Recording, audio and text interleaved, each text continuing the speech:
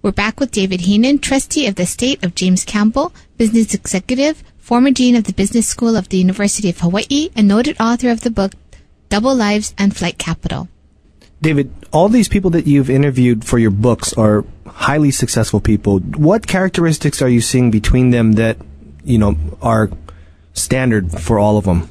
Yeah, actually, in the Double Lives book, I had to be careful because if I had just, natural born geniuses, the average reader would say, hey, look, that's great for Winston Churchill or Sally Ride or Noria Oga, but I'm Joe Blow. How does that apply to me? So there are 3 or 4 people in that book, including a couple from Hawaii, who are, just sort of folks like you and me. Chuck Watson, who actually ran Dillingham at construction at one point and then later became Hawaiian Dredging, was quite a famous sculptor. You'll see a lot of his big stuff. If you know the business school at UH, one of his pieces is there. But they're all over the Pacific. Major league, world-class sculptor. Now here's a guy running, Dillingham Construction, but did this all the way up the career path. But there are other folks like that also in the book. There's a great chapter, I think, in there on a guy named Tom Lynch, who is a mortician or undertaker in Milford, Michigan. In fact, I got a note from him just yesterday. But he's one of the great poets of the United States. He's won a National Book Award, an American Book Award. He's in all of the major publications.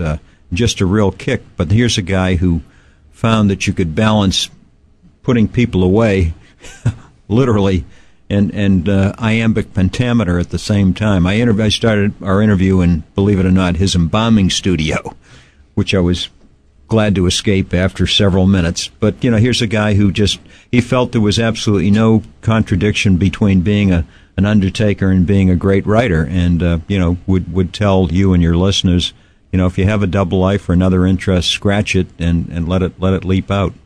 So, I think everybody can do it, but the key, really, Evan, to your point, is they all had a passion for this other dimension. You really have to.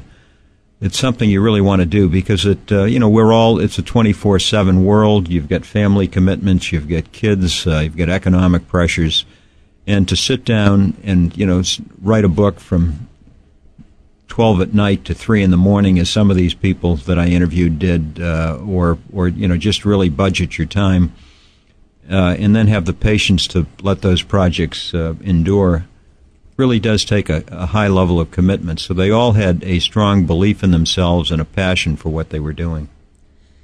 I wanted to touch upon your other book, Flight Capital. Could you tell us what your thoughts on the brain drain is? Yeah, the Flight Capital book really came from observations I made right here in Hawaii. I just, for years would see people from Asia stream through here, boat people from Vietnam, scientists from South Korea, on their way generally to the mainland to create a new life for themselves. But about 5 or 6 years ago, I noticed more and more of them, many of them now in the country 5, 10, 20 years, highly successful American citizens by this point, starting to make a U-turn, going back to their native countries. And that movement really picked up after 9/11, when, I think for all the obvious reasons, we tightened the borders and the immigration laws got a lot tougher, in many respects a lot more ham-fisted, probably not well thought out, and that created a chillier environment for both potential overseas recruits to the U.S., but also people in the country. And according to my statistics and accounting, the U.S. is losing probably on a daily basis somewhere between 500 and 1,000. These are foreign-born Americans, many of them in leading-edge professions in science, technology, and medicine, exactly the kind of people you'd like to keep your hooks into. So what prompted you to write this kind of a book? Well, I saw it as a major league concern, because here our best and brightest were walking out the door. And I know, we all have seen the surveys that study after study indicates that the U.S. is in for a massive work shortage, labor shortage. It's estimated maybe 10 million jobs by 2010.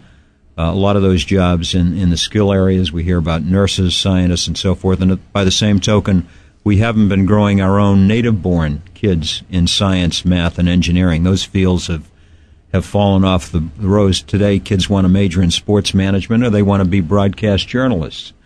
So it was really a perfect storm, not training our own homegrown kids and seeing this imported talent, which we used to have a lock on, start to walk out the door. So a real concern, and one that I felt passionate about, enough so that I devoted 3 years to putting the book together.